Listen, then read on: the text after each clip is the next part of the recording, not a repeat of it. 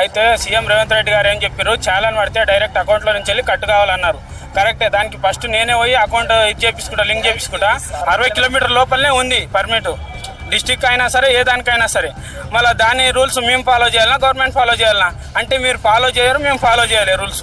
అంటే మీకు వర్తించదా? అయితే గవర్నమెంట్కి మీకు రూల్స్ నడవాయా? ఇప్పుడు ఓలా ర్యాపిడో దీని గురించి తీసుకుందాం. బైక్ మీద నడుపుతారు, ఒకడు బుల్లెట్ బండి తీసుకుని ఏం చేస్తున్నాడంటే ఎల్బీనగర్కి వెళ్ళి వస్తాడు. వాను ఖర్చు, పెట్రోల్ ఖర్చు గురించి హైటెక్ సిటీ వచ్చే వాళ్ళు మస్తున్నారు. వాడు ఏం చేస్తాడు, అక్కడ ర్యాపిడో చార్జ్ చేసుకుంటాడు. వాడి బుల్లెట్ బండి అయిపోయా 200 ఎంత వచ్చినా సరే పెట్రోల్ ఖర్చు అయితే సేవ్ అయ్యి కదా. హోమ్ లొకేషన్ పెట్టుకుంటారు మళ్ళీ డ్రాప్కు సాయంత్రం. అయితే మిగతా వాళ్ళంతా ఏం కావాలి, ఆటో వాళ్ళు ఏం కావాలి? ఎల్లో ప్లేట్ మరి ఆటోకు ఉన్నప్పుడు బైక్లో కూడా రావాలి. అంటే మేము ఇక్కడ లాస్ అవుతలేమా? జాబ్ కర్నే బతా రహా హూం. హైటెక్ సిటీ వాళ్ళకు 2 లక్షల 3 లక్షల ప్యాకేజ్ ఉంటుంది, 1.5 లక్ష కూడా ఉంటుంది. ఎంత ఉంటుందని మాకు తెలియదు. వాళ్ళ పెట్రోల్ గురించి అంత తాపలాడితే మా జీవితం గురించి మేమెంత పోరాడాలి? వాళ్ళు ఫస్ట్ రూల్ ఫాలో కావాలి. 60 కిలోమీటర్ పర్మిట్ ఉన్నప్పుడు వాళ్ళు 60 లోపలనే నడిపించాలి. సిటీ ఏముంది, సిటీ వరకు వీళ్ళు నడుపుకోవాలి.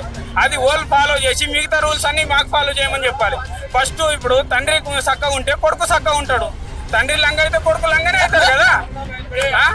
తండ్రి లంగ అయితే కొడుకు లంగనే అవుతాడు. గుడమే చక్కలేనప్పుడు కొనలు చక్కగా వస్తాయి, చెట్టుకు రావు.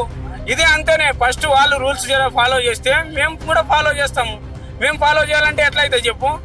నేనేమో ఏట్లోకి పోతే నువ్వు షర్మిని ఉంటే ఉంటాడు, వాడు ఏట్లకే అవుతాడు.